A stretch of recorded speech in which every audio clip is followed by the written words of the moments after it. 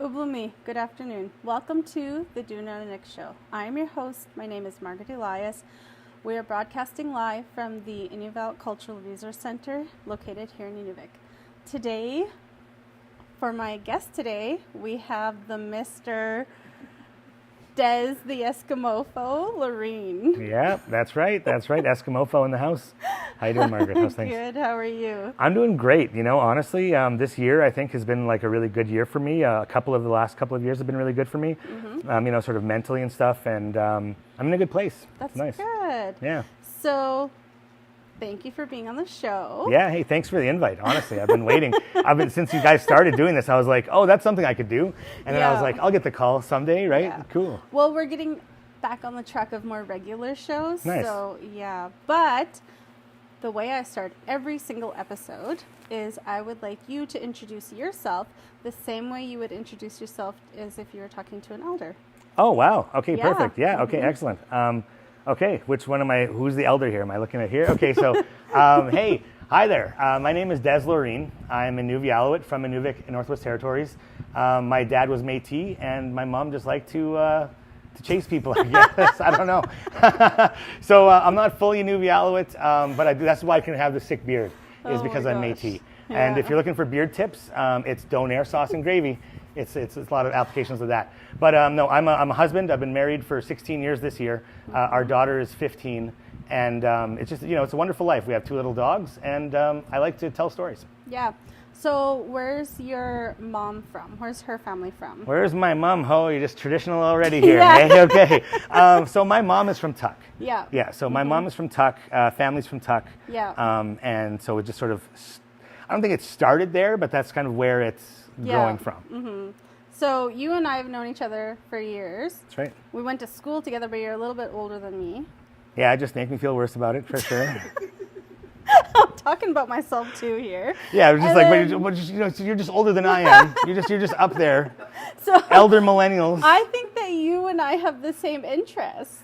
Okay, yeah, I think so. Working in media. Yes, for sure. And wanting to do things. Yeah, we just talked about our aspirations for the future as well, and they align pretty well. They're pretty similar. Yeah. So I want to know where you got started. Yeah. Honestly, I think it was at a very young age in school. I think I was a class clown, just wanting attention. I was student council president. I got to do the announcements at high school for a while. I remember that. And that's sort of like where I got my sort of interest in broadcasting. Making short films. I think it was French class. We did our first short film. It was a slasher film.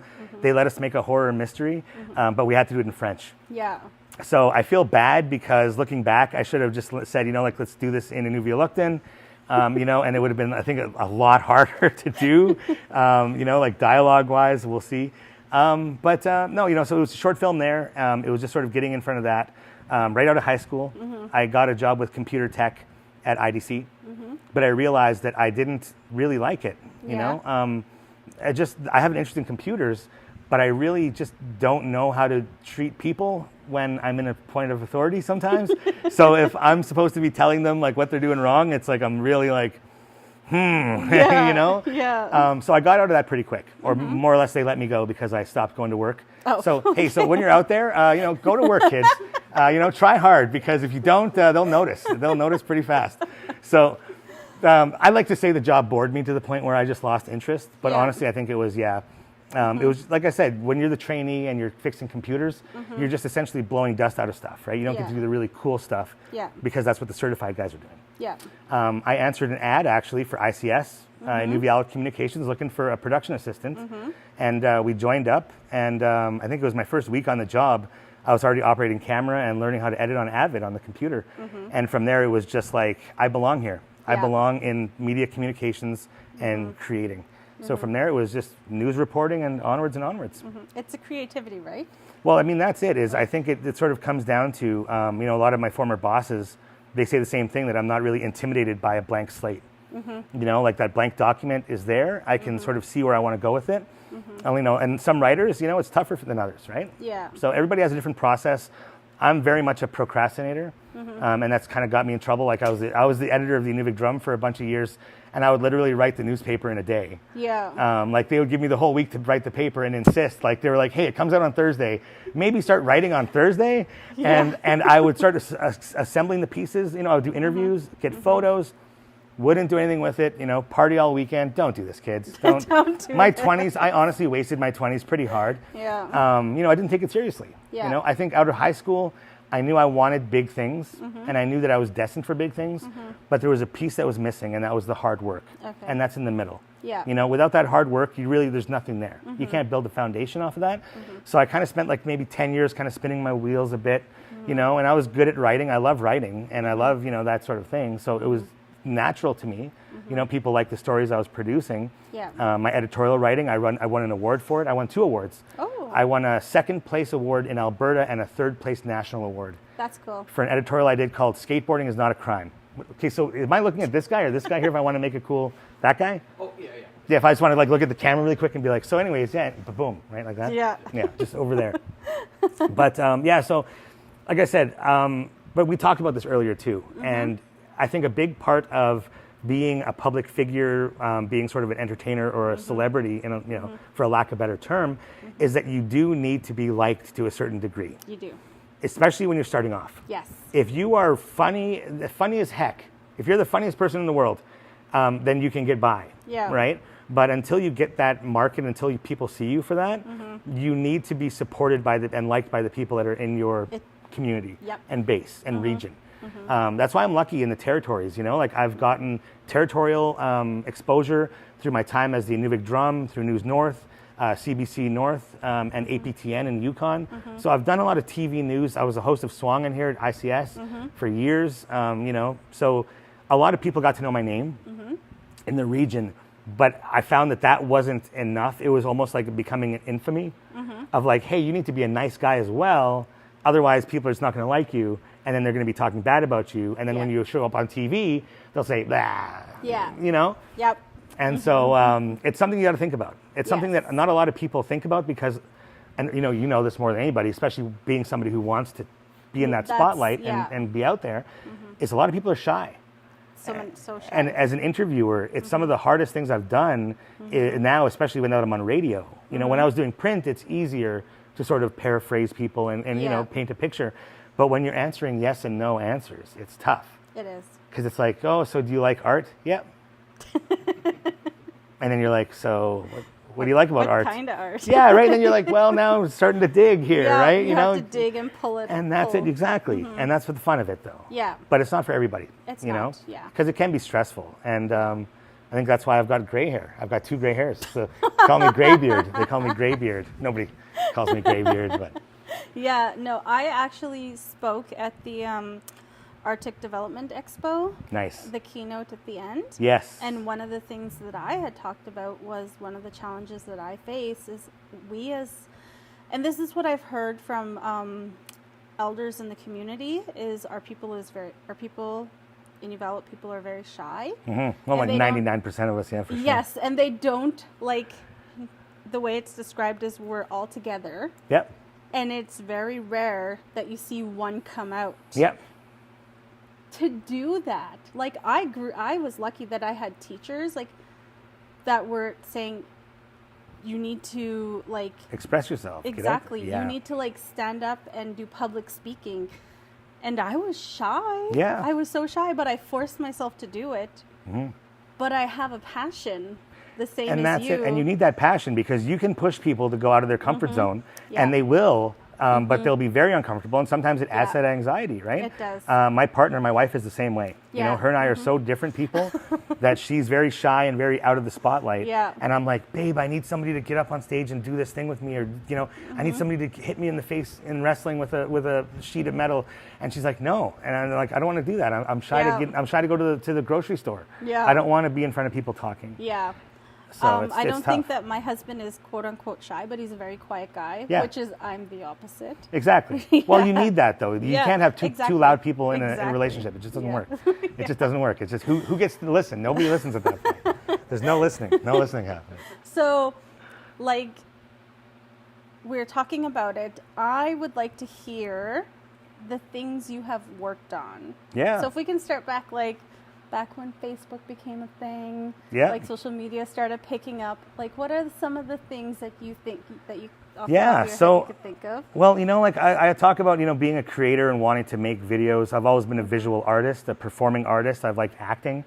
You know, I've always liked making movies, but I've also liked being in them, you know, to the point where I'm hoping I was going to get picked up by somebody, but it never happened, you know, yet. So I'm 40. You know, I think that people are built for different things. Yeah. I am not a hunter. I am not a gatherer. I don't know where the berries are. I can't start a skidoo, but I can make people laugh. Yeah. So if you can give me a stage nationally where I can do that, I think I can make a good run at that. You know, I think full-time radio DJ host would be perfect for me, I think. Yeah. You know, because I'm kind of ugly, so I wouldn't be on TV all the time, right? A little bit self-conscious about my double chin, so I grow a beard, like I said. But I like my voice. I like hearing my voice, and people say I have a good radio voice, and you know, so I think that's where the wheelhouse is. You know, I'm not going to be like a male model anytime soon, unless it's, you know, for potato-shaped men who want to wear 2XL shirts or something. But so I think that definitely radio and voice is where it's at. Yeah. You know, so getting to know that though, I started acting. I started doing comedy skits. Yeah. My mom actually gave me my first computer. I don't know how open I should be about why she gave me this computer. She bought a $1,500 MacBook, but couldn't use any of the applications she wanted to use on it because they were PC only. So she literally had this MacBook Pro sitting on under her coffee table, just like this. And one day we were there, my wife and my daughter and I, and she says, "Here, you know what? You take this." And I'm like, well, what? Like, this is a big tool for me.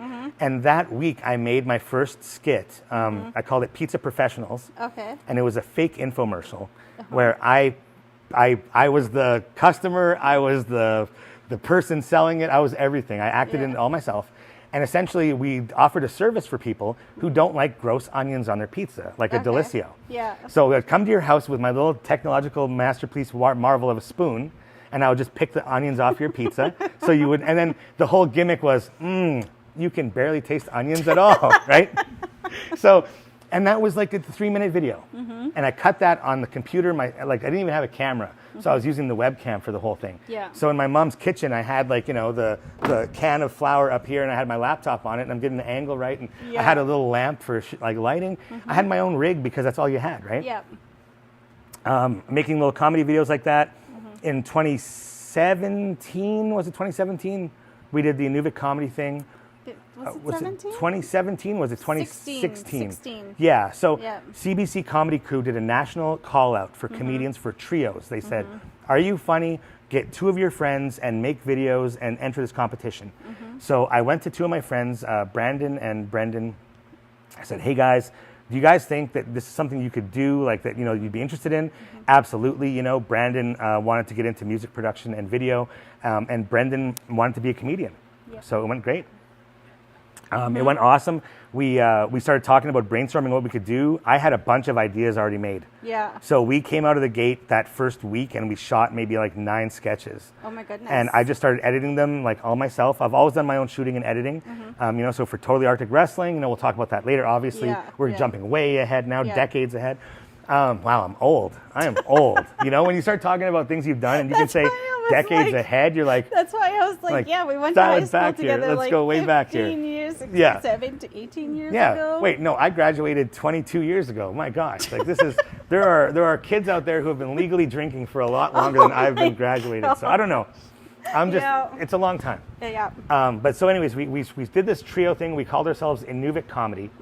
And we started shooting these sketch comedy things. And it blew up. I remember that. We had such a good time. Thank you so much. Thank you. So one of the first ideas I had was I said, boys, what if we shot what looked like a drug deal, but it was actually a bag of dry meat? Because government restrictions at the time, caribou just got off the market. The government just told us in the north, you can't sell caribou anymore. You can give it to your friends as gifts, but no longer on the table to go on buy, sell, trade and get a bag of caribou dry meat. Yeah. So we went out and I bought the biggest bag of Jack Link's beef jerky I could.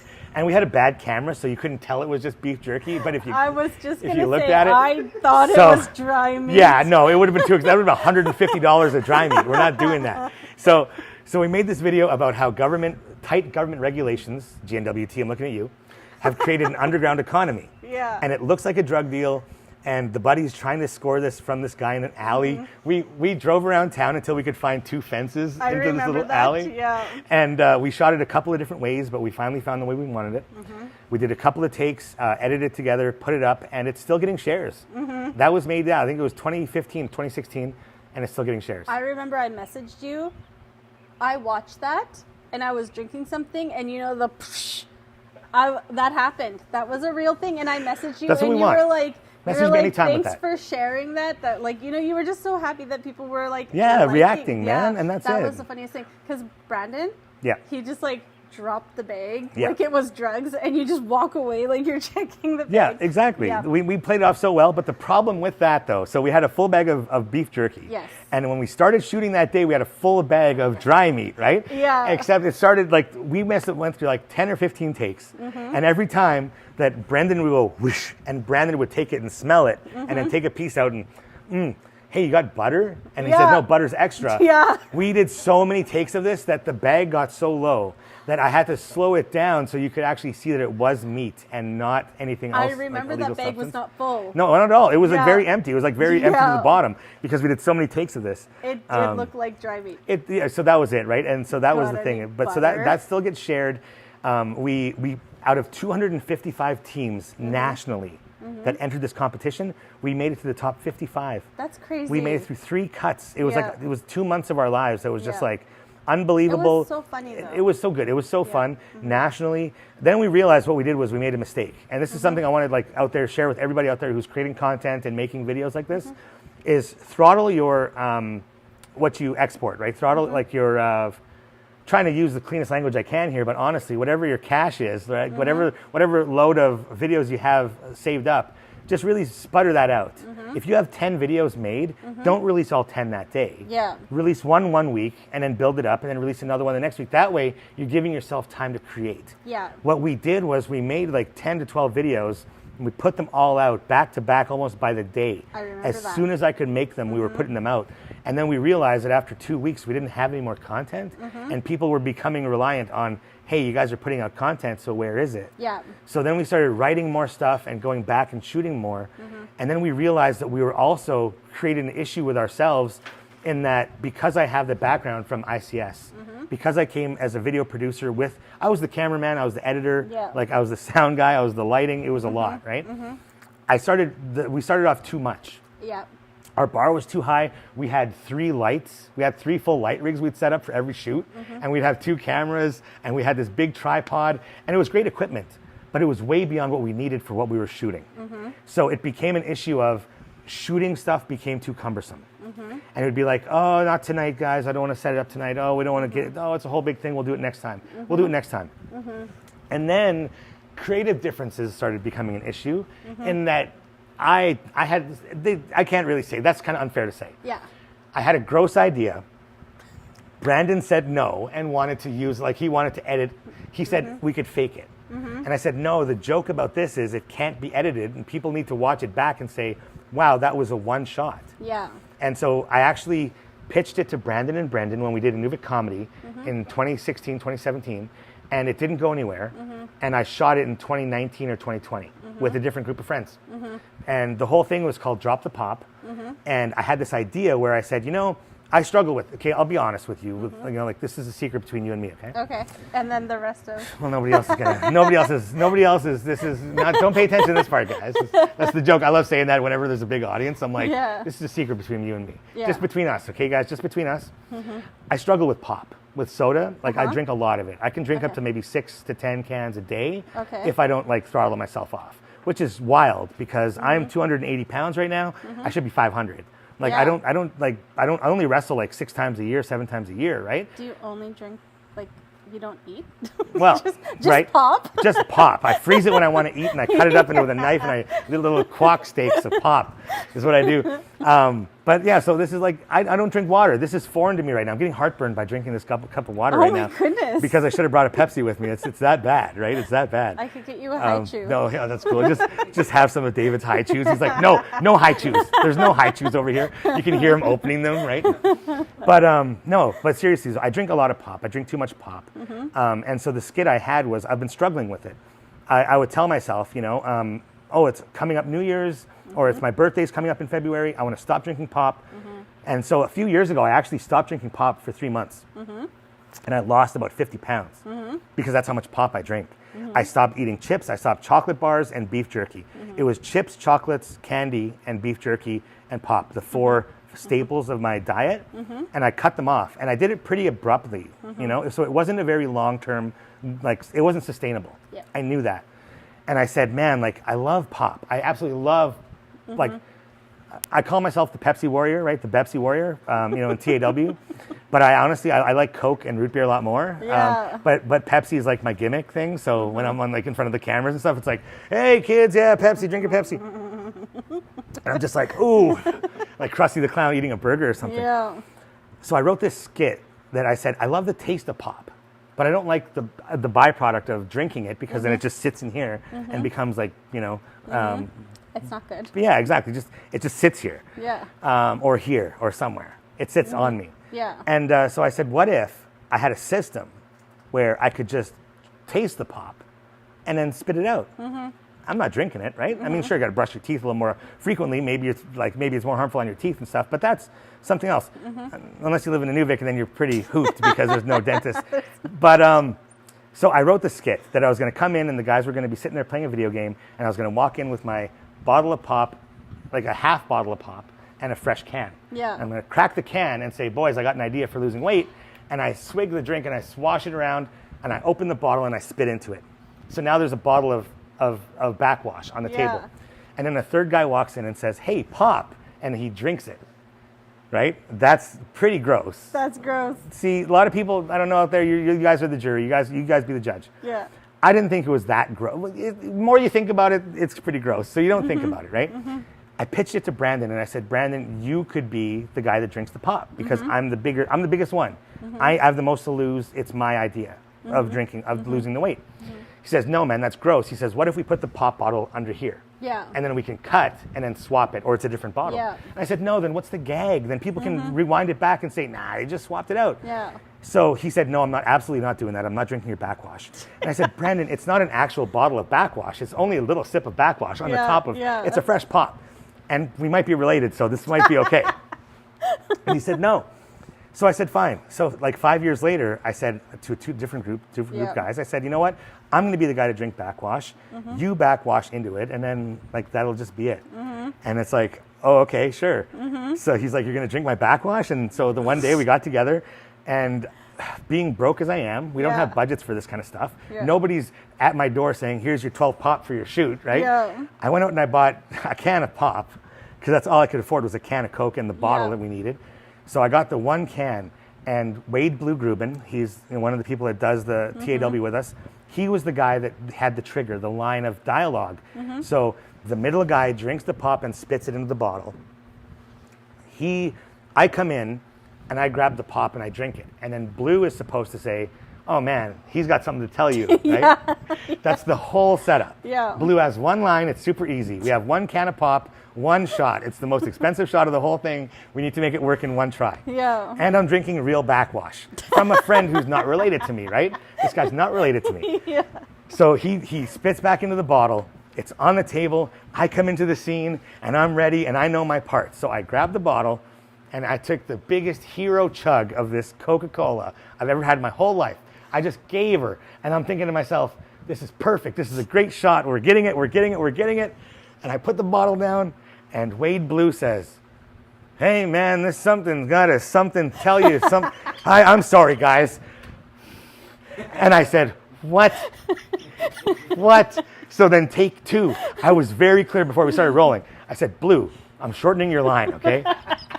So we did the second time. I took a much smaller chug of now twice backwash drink. And I'm very aware of what's happening now.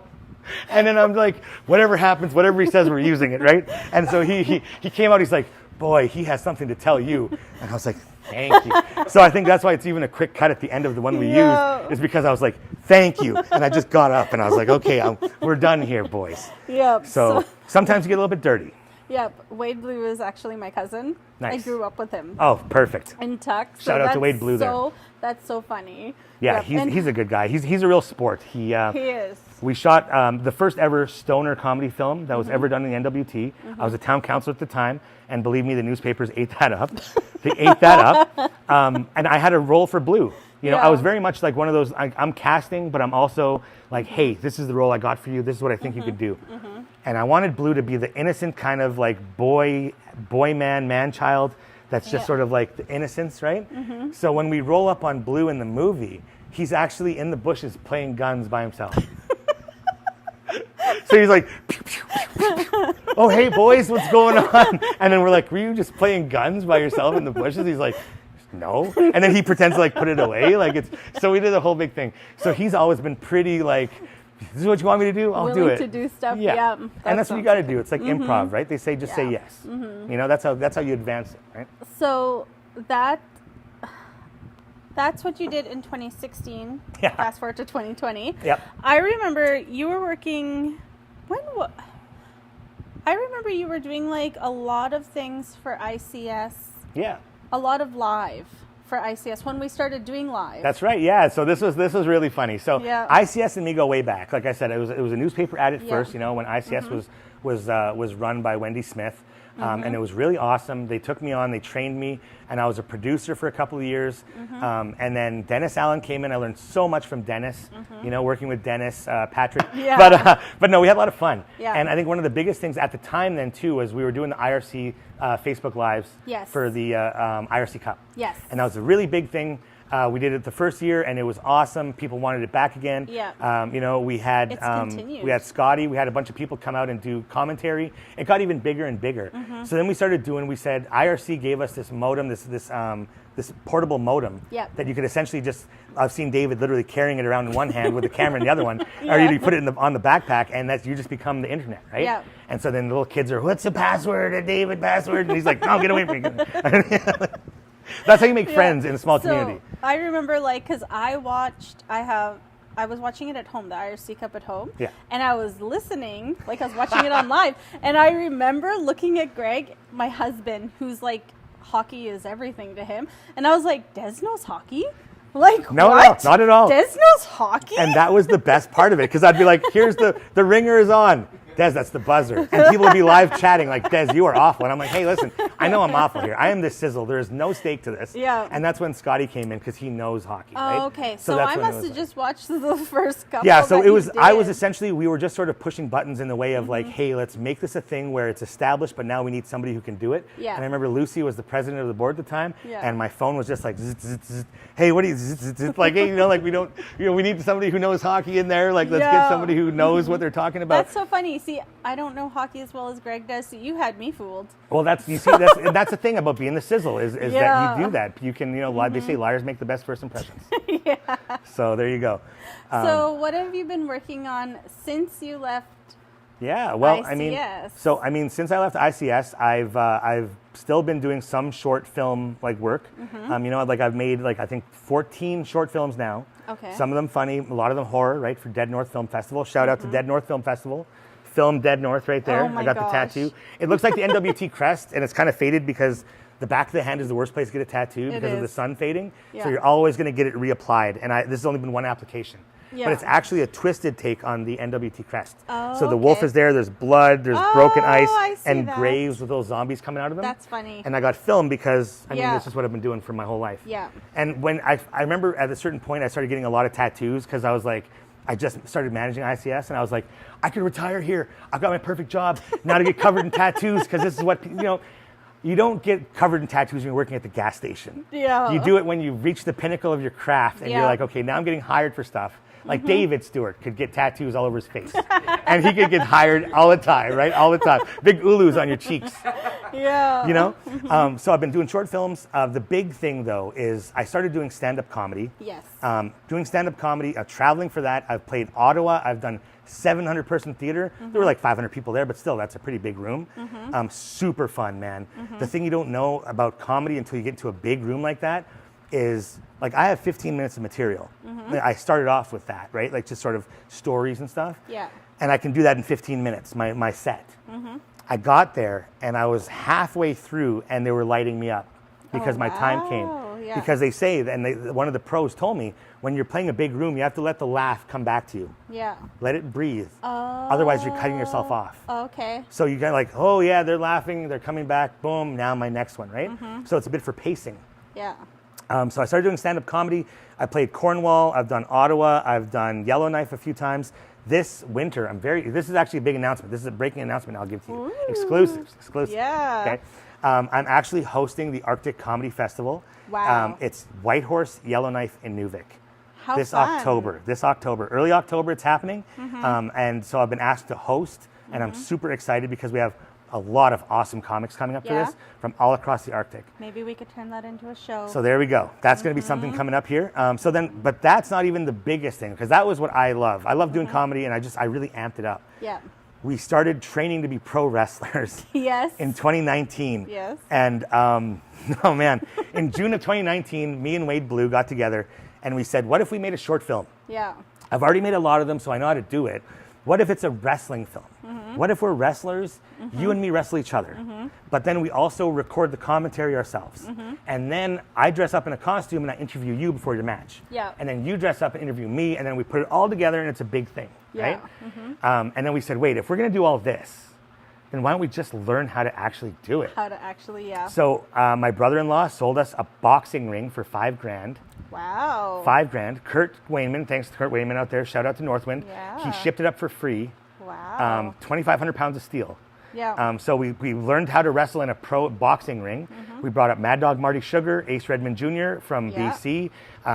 They coached us. They gave us a good seminar there. Marty ended up moving here for a year and actually wrestled with us here. So big shout out to Marty. Love you, man. Yeah. Marty, that was awesome. He taught us a lot. He got us started. There was a guy in town. His name was Jared Allison. He didn't know many people. He worked out at the airport. He was in town for 2 years, and he only knew a handful of people because he was such a quiet guy. Yeah. But he wanted to make friends, so he didn't like wrestling. He didn't know wrestling, but he knew judo. Oh, He wanted to get okay. into wrestling with us, so he was our third member for a while there. Yeah. Then we got Noel. Noel Cockney came in. Noel wanted to be with the first crew of us, but he was actually climbing mountains in the States. Yeah. So he was too active to be part of our wrestling group. So that's the kind of little funny story I like to tell about Noel. Yeah. So we started TAW in November of 2019. We rented Ingamo Hall, and we thought we were going to get 20 people showing up and wrestling in front of 10 people who were going to laugh at us because we didn't know what we were doing. Instead, we got 135 people into Ingamo Hall. That's a small space for Ingamo 135. is 250 Yeah. when there isn't a 20-foot ring in the middle of the room. The fire chief was there and said, Yeah. you guys are way under the limit. Just keep packing them in as much as you can. Yeah. It was 30 below on Yeah. the 16th of November. Yeah. Our show started at 8 p.m. My wife, Caitlin, worked the door and had to turn away 25 people Oh my goodness. in minus 30. That's the crazy. cars went from Ingamo Hall past the church Yeah. because there's no parking at Ingamo to sustain that. So we our first show, it was electric, man. Yeah. We had Steve Barluck wrestled. We had Matchik was in town, another guy in town, another local, and we put on a show. We had 2 wrestlers, 2 professional wrestlers, and a whole bunch of eager people. And we had a lot of fun. Yeah. Admittedly, I'll say it, we were very green, and a lot of criticism we got was that we shouldn't have been putting on shows, because one guy got hurt, you know what I mean? And like it's a thing, right? It's a thing. So it's unsafe to do that, right? Yeah. And it looks bad. It looks bad on the industry if you don't know what you're doing in front of a crowd. But the people in Inuvik loved it. Yeah. They were very receptive to it, and they were so open. People showed up. So in June, we started making YouTube shows. Yeah. About, we're making a wrestling company. Wait, what do we need? Oh my God. And we played this thing where like, I'm the ambitious guy with all the dreams, and I'm like, and then we'll have this, and we'll do this, and this, and this. And then Blue is like, okay, but who's going to pay for it? How are we doing this? Yeah. So Tony Devlin, shout out to Tony, came on as an on-screen character as Ray-Jean, Ray-Jean Ray-Jean. And he insisted that he had, he is French, so he could play this character very well. And I said, okay. And he came in, and he was larger than life, man. Yeah. And he breathed life into this thing. He had the whole crowd roaring in Inuvik the first show, and we really set off on a big foot. Yeah. And we said, man, this is huge. We need more wrestlers, more shows. So we planned a show for April of 2020, April 21st, 2020, no, 27th. I have the poster still. We said, we're going to do this, right? This was in November. We bought plane tickets. We secured wrestlers. We rented the venue again the second time. And then COVID-19 became a thing, and a little thing called the pandemic started. Yep. So that kind of shut us right in our tracks. Yeah. Like we were literally one show in, and TAW got like, well, stop. And because of the nature of the pandemic, we couldn't wrestle each other. Yeah. You couldn't have physical contact with somebody unless they were your partner or lived with you. Yeah. Because you couldn't stop somebody from hugging your roommate. Yeah. You live with that person. So I told Noel and Blue, I said, what if you guys moved into my house? Oh my goodness, you're committed. What if you guys moved into my house? Yeah. Then the GNW, because we were on emails with Sean Hardy at the GNWT, the environmental health officer, every week, 3 times a week. Wow. When can we do this? When can we do this? Yeah. And he kept saying, not yet, just not yet, please. Yeah. And I said, look, by your guys' rules, if they're my roommates, we can touch each other, and you can't say anything about it. Or if I have to claim that I'm in open relationships with these 3 boys and my wife, I'm ready to do this for my art. Poor Caitlin. Poor Caitlin, indeed. No, she would have, But I mean, hey, a lot of more chores would have been done around the house, so I think she would have been happy too, because I don't do any chores around the house. So another admission just between all of us right now, okay? So I was ready to move the boys in. The plan was that we were gonna put it all on Facebook Live, so it was all documented. I was gonna invite the boys to move in with me because of hard times. They were gonna need a place to live. And then after we shot the special that day, we were gonna fall out and have a big argument, and they couldn't live with me anymore. And so then that was gonna be it before the first night. But that was our plan. Yeah. Luckily, it didn't come to that. We were able to wrestle each other in like the 5, the unit, your favorite 5, whatever. Every province called them something different. Yeah. So we were able to wrestle each other, but we couldn't have an audience. So Kurt Wayman comes up and he says, "Hey man, this is 2020. This is the summer of 2020. We just had our first and only show," and he says, "If you guys need a space, because we didn't have anywhere to put our ring." We couldn't wrestle anywhere. All winter long, we couldn't wrestle anywhere, right? Because in Inuvik, as you know, in the north anywhere, insulated, heated space is really expensive. It is, yeah. And especially when we found a room, we found a place that was almost the size of this, that would have been great, except the ceiling was too low. Yeah. So now we can't use it, right? Yeah. So Kurt Wayman says, "Hey man, I got a space for you," and we've been there ever since.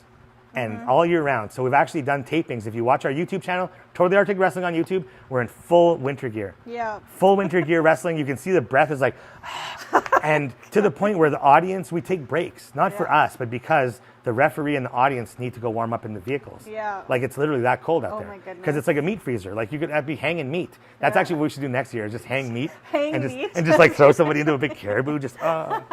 But yeah, so it's been a lot of fun. TAW has blown up. Yeah. Last year we did 5 shows. We had international wrestling superstars, legit wrestling superstars, come up to the Arctic coast. That's cool. Cheeseburger, one of my good friends, Brandell, he came up and he wrestled. He's wrestled on TV all over. If you Google Cheeseburger pro wrestler, you'll see his matches from all over Japan, That's everywhere. Cool. He came up here. He ate at Grandma's Kitchen. Yeah. And he said that Joanne made him the best burger he's had in his life. Wow. His life. He said, at first he said it was top 3. Within a bite of eating it, he's like, this is top 3. And when he was done, he was like, that was and now he swears by it. That was the best burger he's ever had. That's cool. When we were done our show in Tuck, he was like, hey, can we stop by Grandma's again really quick? And I was like, no, bro, like, I'm tired. We're all tired. Let's just go back to Inuvik. We got 3 hours. Like, we got a ride. And I feel bad now because that was the best sorry, burgers Grandma's Kitchen. That was the best he had ever had there. So. That's cool. Yeah. So how did the Dez Loreen the Eskimofo come out? So the Eskimofo, this is actually pretty funny. Workaholics, the show Workaholics. I don't know if you've watched it at all. I don't think so. Yeah, so it was a comedy, came out like years ago, like 2010. They did like, maybe 5 seasons of it, and they did a movie. It's a comedy troupe. They started off as just like we did online, but they got big. They actually sold the concept. They sold their show to Comedy Central for like, they made a pilot episode for $200, one episode, and they sold the season to Comedy Central, and they made 5 out of it or 7 out of it or something. That's crazy. Yeah. So they did an episode called Front Yard Wrestling, where they just made a ring in their front yard and they're all just dressed up as wrestlers, and they're all from California, right? Just a bunch of Denalics from California, and the one guy calls himself the Eskimofo, and he came out in a fur jacket. He came out in a big fur coat. Oh my goodness! And he had a raw salmon. Yeah. And he's like dancing, and it's the most brutal stuff you've ever seen. And he takes this raw salmon and he goes and he just starts eating this raw salmon, and you're like, this is the most like culturally offensive stuff I've ever seen in my life. Like this is something else.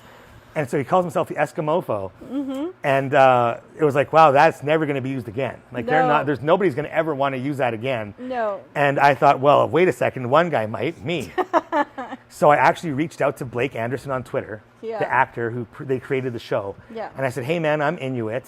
I'm a pro wrestler, and I want to use the name Eskimofo. Yeah. Can I use your intellectual property? Yeah. And he replied back, and he said, cool. Yeah, man, absolutely. Send me a signed photo. It's yours. That's so cool. And I'm like, yo, this guy is like an accomplished director, writer, actor. Yeah. And Twitter, man. I will say, maybe up until this year. Okay, Twitter was, up until this year with Elon and the blue checks and everything else. But Twitter has been one of the, social media in general, really, a way to legitimately connect with celebrities. Like, I'm friends with Chris Jericho now because of meeting him and other wrestlers. And the world is so small once you realize that if you put yourself out there. Yeah. And you just take that risk, and you say, you know what? Yes, people will talk about me. Yep. Sure, people are going to say, oh, geez, Margaret's got Dez on her show. Oh, geez, oh, no. I'm not watching that. Let's not have both of them on together on one show. Right? Like, I already wasn't watching, and now I'm not going to, now I'm not watching. Like, now I'm leaving Facebook, No, I'm just kidding. But self-deprecating humor. Yeah. It's something that it's helped me throughout my whole life. Yeah. Humor has helped me out through my whole life. This week has been probably one of the worst weeks of my life, personally, in a lot of ways. But you just can't help but say, you know what? Let's crack some jokey jokes. Yeah. So me, my wife, and daughter have been making some pretty jokes at some, stuff that's like, wow, we're joking about this now. I guess we're joking about this now. Yeah. But that's how I think that's how Indigenous people have gotten through trauma for so long. They do. That's why TikTok right now, social media platforms are so big. Yeah. On Indigenous topics and things, because it's like, this is our life, and we're sharing it. I joined TikTok because of native TikTok. Exactly. I joined it was the coolest thing in 2020 and 2021. Yep, exactly. Yeah. We actually got one of the buddies I know now. There's Brett Running Rabbit out of Calgary. I saw him on TikTok for the first time, and he was doing those old uncle skits where he would just wear the sunglasses and he had a can of Pepsi like a microphone, and he started thinking like it was like larger than life, or I Want It That Way, but it was about Pepsi, right? And about being an uncle. And so he's making these jokes, and he's singing into a can of Pepsi like it's a microphone, like a studio microphone. He's like, whoa, whoa. Yeah. And I was laughing so hard. We had him on our podcast, right? Taryn and Dez Show. Find us on Facebook and YouTube, Spotify. But yeah, so we had him on, and it was like, yo, and then we had like, there's another one, Brett Mooswa. Yeah. Just funny dudes. There's so many funny people. We got Christina King, we've got Telrumik. There's so many people out there that are making content that's just so, it's us. Yeah. It's literally like, holy smokes. And as a creator, you're like, I almost can't watch stand-up comedy anymore because I'm saying like, yo, I think that. Somebody's going to blame me for stealing jokes in. You're like 2 steps ahead of me all the time. In media, I swear. Because that's the same thing that I think. Like, I am bushwhacking so you can walk, okay? That's what's going on right now. There's so I'm cutting a trail, and I'm getting like machete cuts, and I'm getting twig scratches. In this interview, I'm learning so much about logistics. That's insane. There's honestly, and it's like I said, I'm 40 years old this year. I just turned 40 on the Chris Jericho cruise. Let me tell you something. There's something wild about an 80s band live with 300 people around you and your best friends and actual pro wrestlers that are like you've seen on TV. I actually went up to my favorite pro wrestler 10 minutes before my birthday and I just gushed out to him. And I'm like, I'm so sorry that this is going to be really awkward, but I watch you every week and my friends laugh about you know how over the top I was going to be with you this week, and I like to think I'm very reserved. And I told him, you know, 10 minutes can be my birthday, and I'd love to, like, I'm just happy that you're here celebrating it. And so I made a fool of myself, and I just like being a big fool. The next morning, we're getting off the boat, and there's like the velvet ropes or whatever, right? Talent's over there, and the guy's on his phone, and I'm like, and he goes, "Hey, happy birthday, man."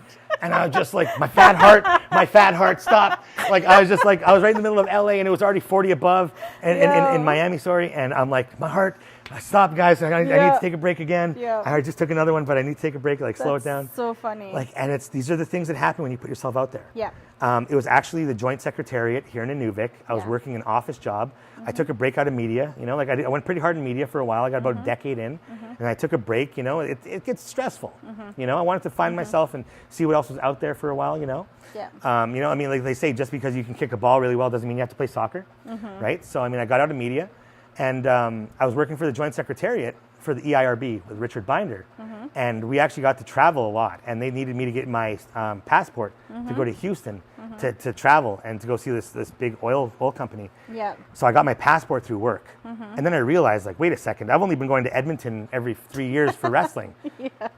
I could go to like New York now. Yeah. So the first thing I did was I went to New Orleans, and it changed my life. Yep. It absolutely changed my life. 2018, I went to New Orleans. Next year, that was WrestleMania. My first WrestleMania, 80,000 people. I can't even imagine. No, it was unfathomable until you're there. Yeah. Because there's a lot of people around you in an arena, but once you walk through that door and you're in the stadium, you're like, this is 3 times the population of like the NWT. Yeah. This is almost like, this is nuts. Like Inuvik is in this section right here. Like really, you know? Yeah. And I mean, David, Mr. International, sees it all the time in Hong Kong and stuff. So he's just like, whatever, you guys. He's used to a lot of people. These guys don't know what's going on. There's small time stuff.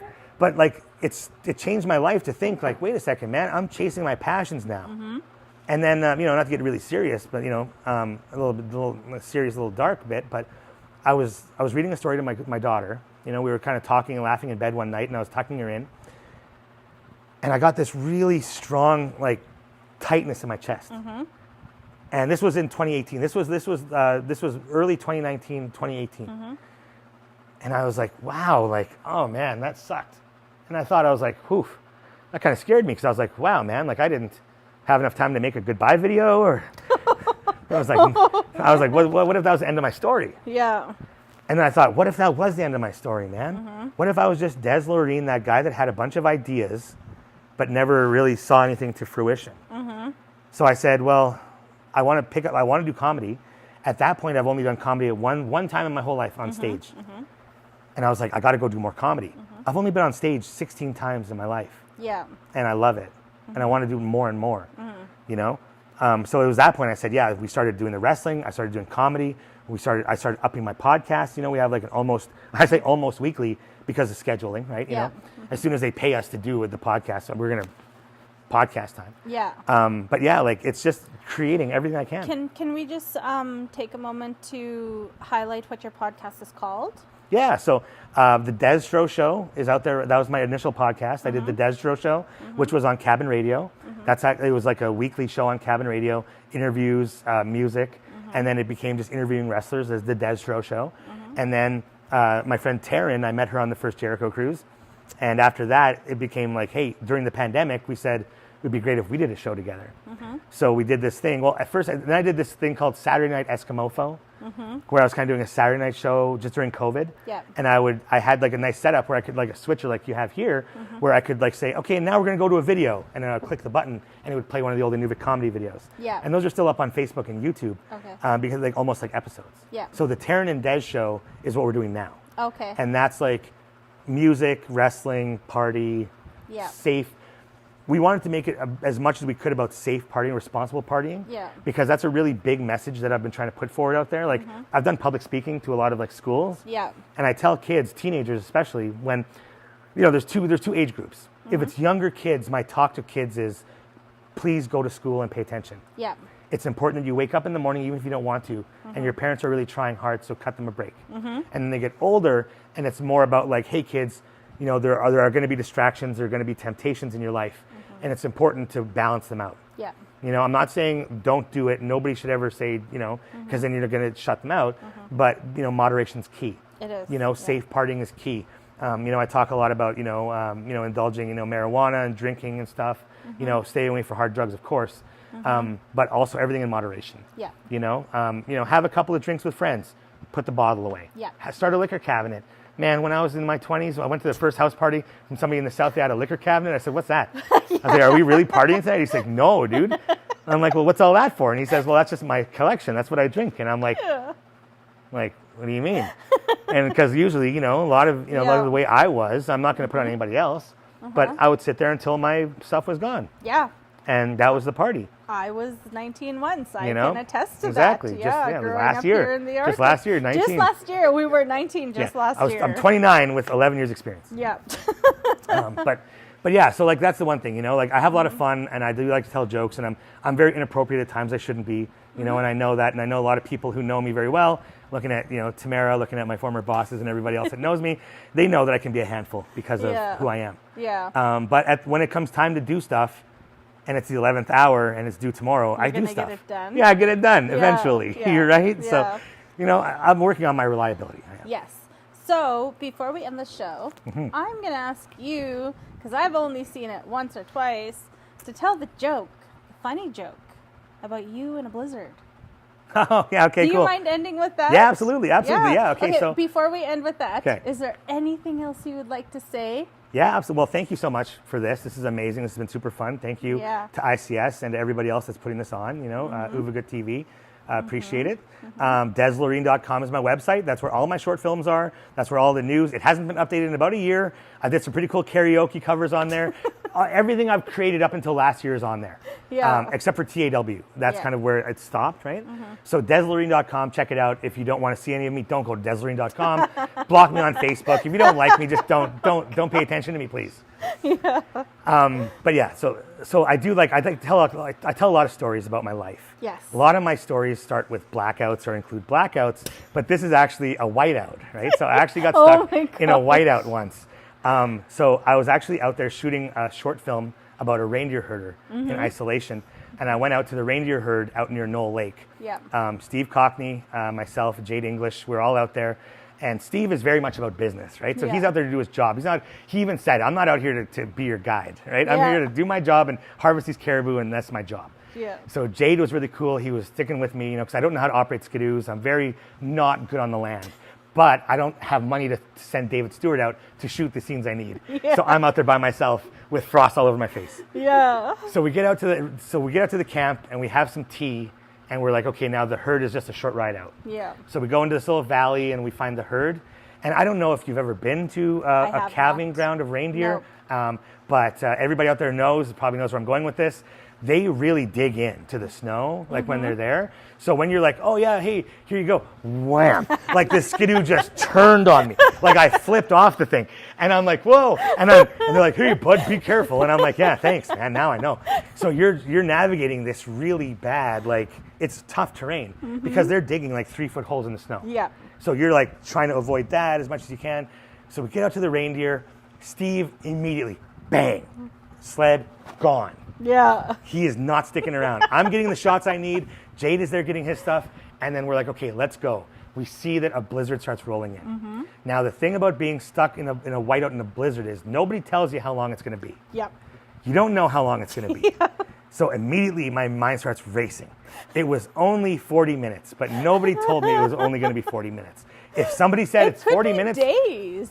Right? Like blizzards It could be days. Can be days. It can be days, yes. Especially when you're up in that region there, in that like that wind area. Yeah. It's like the tornado valley of the Arctic, but it's Blizzard Alley.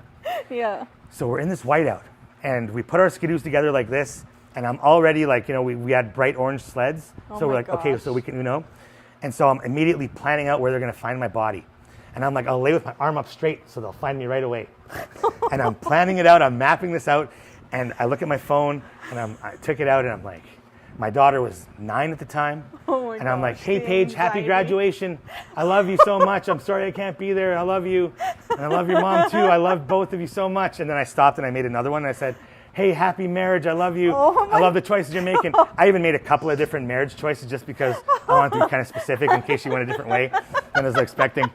But so I started telling Jade, I'm like, yeah, man, look, like, we'll dig in here and we'll lay with each other for warmth. And I'm mapping out the next 3 days of our lives, right? Like, I'm like, look, man, we're not going to be able to eat much, but if we need to drink stuff, we can make drinks ourselves pretty quickly.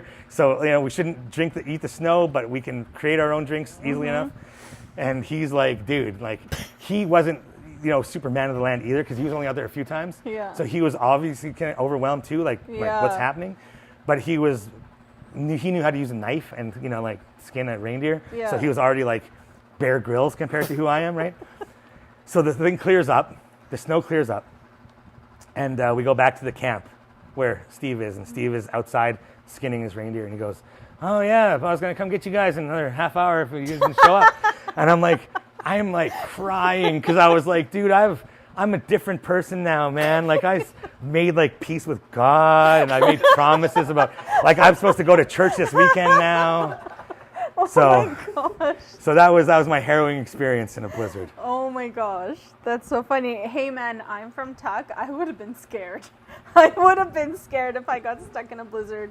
Yeah, I'm not. Not even in a truck. Like, you're on a skidoo. And that was the thing. That's why I made sure, like, pulled them up next to each other, dug a little trench in the middle, and we put the sleds on either side so we had like shelter. Yeah. And then I was like, okay, whatever we need to put up like high as we can, and if the snow starts building up, we'll know to push it away. Yeah. Right. So we don't just get like under a big drift. Like, man, I thought this out so much. Like, I had 40 minutes. I had 40 minutes. That's a long time to sit and think. Well, that's what it was, because he was. Yeah, it was funny because he was like, "Well, I'm going to get busy because I've got to skin this reindeer," but we're in a blizzard. So he starts cutting, and then I'm not paying attention, right? And he goes, "Hey, man, have you seen my knife?"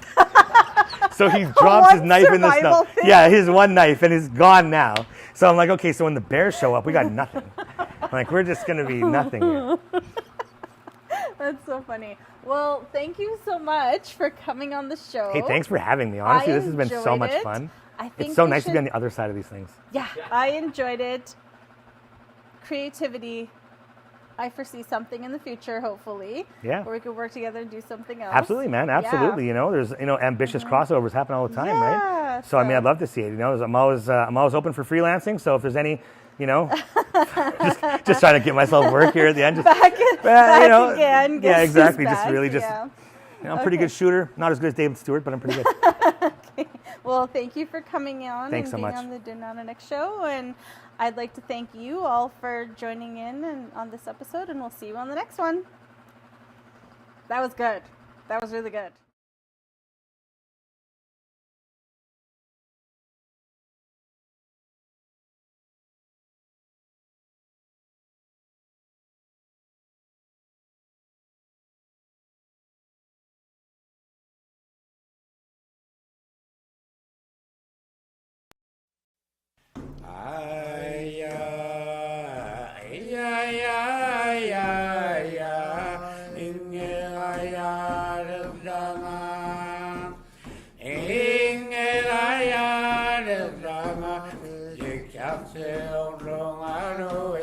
Yeah.